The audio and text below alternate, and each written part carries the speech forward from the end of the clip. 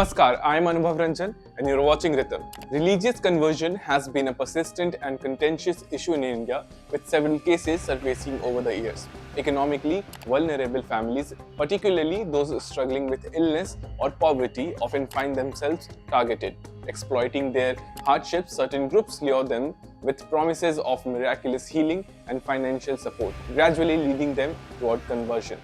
The intention is to make them believe that the new faith offers everything they lack. One such case has recently emerged from Bilaspur district in Chhattisgarh, where instances of forced religious conversions have been reported from Sambalpuri village, under the jurisdiction of the Sakri police station. Pastor Santosh Moses and his wife Anu Moses have allegedly been coercing the poor, unemployed individuals and women into accepting Christianity. According to a victim, Uttara Kumar Sahu, the couple has been persistently pressuring him to convert.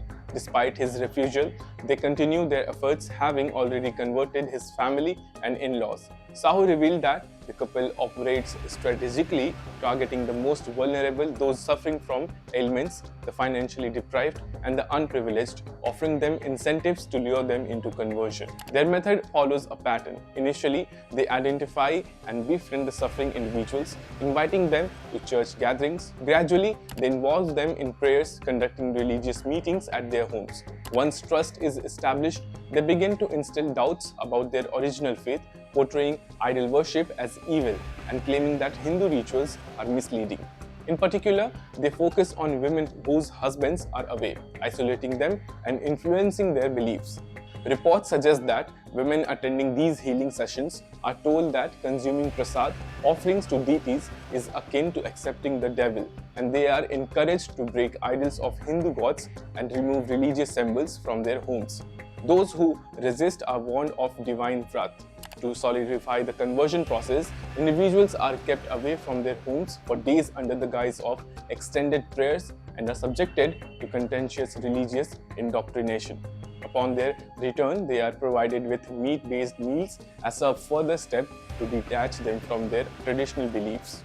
The rapid construction of churches and prayers houses in regions like Shantinagar, Garanji, Terdul, Chiprel, Borpal and Abujmad in Narayanpur reflects the growing influence of these conversion activities. Entire villages are seeing a shift with nearly 90% of their population embracing Christianity. These newly converted individuals ensure the spread of their faith by establishing prayer centers and organizing weekly Sunday gatherings where participation is mandatory. The issue of illegal conversions is not new to Chhattisgarh. For decades, Christian missionaries have been actively working in the moist-affected Basta region, converting indigenous tribal populations through promises of better living conditions, healing, and financial aid.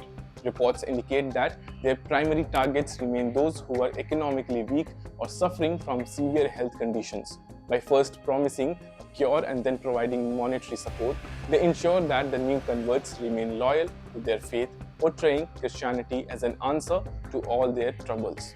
Several high-profile cases of religious conversions have made headlines in recent years across different states. In 2017, 3 Christians were arrested in Khandwa, Madhya Pradesh on charges of forced conversion.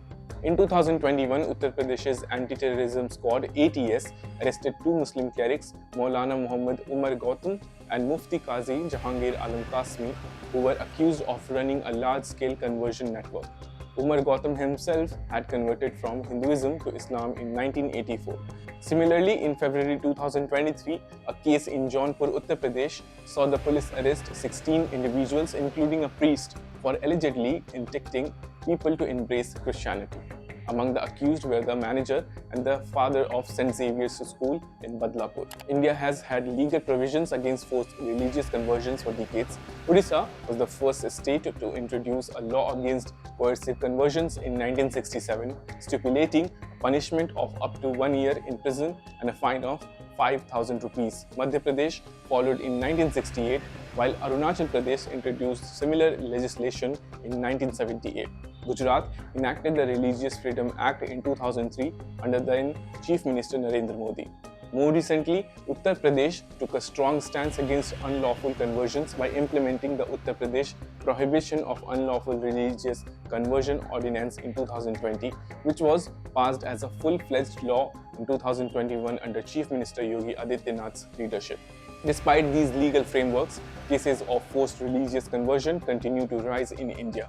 The phenomena remains a serious issue as religious conversion through coercion, inducement, and intimidation is not just a social concern but a criminal offense under Indian law. Although the law prescribes penalties for such acts, the persistence of these incidents suggests that stricter enforcement and vigilance are necessary to curb the growing trend of illegal religious conversions. Jai Hind.